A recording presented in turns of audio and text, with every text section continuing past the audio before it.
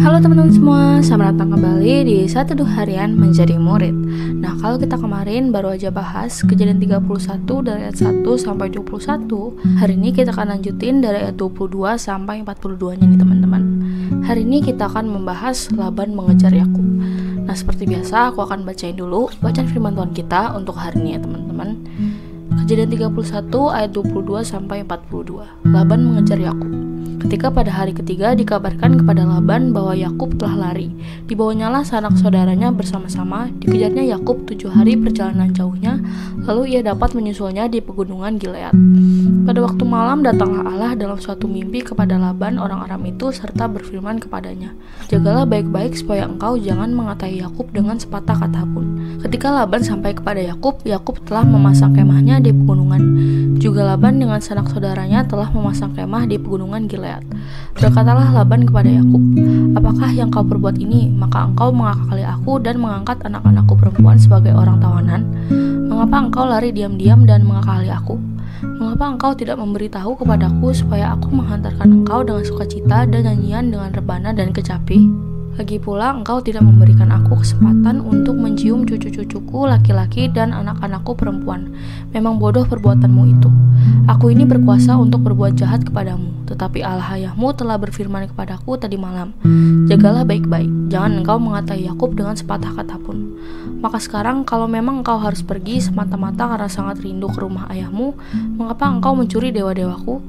Lalu Yakub menjawab Laban, "Aku takut, karena pikirku jangan-jangan engkau merampas anak-anakmu itu daripadaku. Tetapi pada siapa engkau menemui dewa-dewamu itu, janganlah ia hidup lagi. Periksalah di depan saudara-saudara kita segala barang yang ada padaku dan ambillah barangmu." Sebab Yakub tidak tahu bahwa Rahel yang mencuri terafim itu. Lalu masuklah Laban ke dalam kemah Yakub dan ke dalam kemah Lea dan ke dalam kemah kedua budak perempuan itu. Tetapi terafim itu tidak ditemuinya. Setelah keluar dari kemah Lea, ia masuk ke dalam kemah Rahel. Tetapi Rahel telah mengambil terafim itu dan memasukkannya ke dalam pelana untanya dan duduk di atasnya. Laban menggeledah seluruh kemah itu, tetapi terafim itu tidak ditemuinya. Lalu kata Rahel kepada ayahnya, "Janganlah Bapa marah, karena aku tidak dapat bangun berdiri di depanmu, sebab aku sedang haid." Dan Laban mencari dengan teliti, tetapi ia tidak menemui terafim itu. Lalu hati Yakub panas dan ia bertengkar dengan Laban. Ia berkata kepada Laban, "Apakah kesalahanku? Apakah dosaku maka engkau memburu aku sehebat itu? Engkau telah menggeledah segala barangku. Sekarang apakah yang kau temui dari segala barang rumahmu? Letakkanlah di sini depan saudara-saudaraku dan saudara-saudaramu supaya mereka mengadili antara kita berdua. Selama 20 tahun ini aku bersama-sama dengan engkau. Domba dan kambing betinamu tidak pernah kuguran, dan jantan dari kambing dombamu tidak pernah kumakan. Yang diterkam oleh binatang buas tidak pernah kubawa kepadamu. Aku sendiri yang menggantinya. Yang dicuru orang baik waktu siang baik waktu malam selalu engkau tuntut daripadaku. Aku dimakan panas hari waktu siang dan kedinginan waktu malam, dan mataku jauh daripada tertidur. Selama 20 tahun ini aku di rumahmu, aku telah bekerja padamu 14 tahun lamanya untuk mendapat kedua anakmu dan 6 tahun untuk mendapat ternakmu, dan engkau telah 10 kali mengubah upahku. Seandainya Allah ayahku, Allah Abraham dan yang disegani oleh Ishak tidak menyertai aku, tentulah engkau sekarang membiarkan aku pergi dengan tangan hampa. Tetapi kesengsaraanku dan jerih payahku telah diperhatikan Allah, dan ia telah menjatuhkan putusan tadi malam." Ya, demikian teman-teman bacaan firman Tuhan kita untuk hari ini. Ayo sekarang kita langsung masuk ke satunya ya. Oke guys, di 22-23 ini lanjutan dari sate kemarin.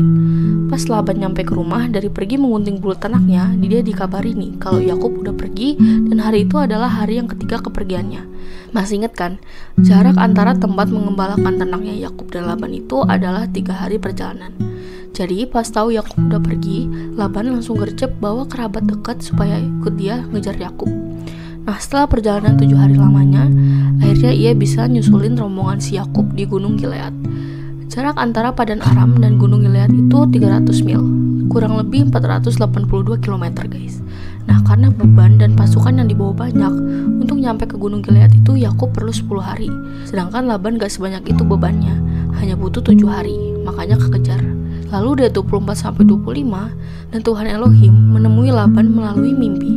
Ia menjaga Yakub dari kebencian Laban. Kemudian Laban menyusul Yakub. Di yaitu 26-30 pas ketemu Yakub. Pak Laban ini langsung ngomong sama Yakub, "Apa salahku sih menantu?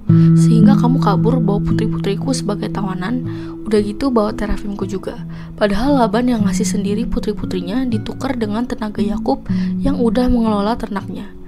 Nah, Rahel dan Lea ini juga dengan sukarela ikut suaminya, bukan dipaksa atau diancam. Lalu Laban ngomong lagi, "Kalau kamu ngomong nih, karena aku bisa mengiring perjalananmu dengan gendang atau rebana dan dengan kecapi. Kamu gak kasih kesempatan untukku bisa mencium cucu-cucuku. Udah betul perbuatanmu itu menantu.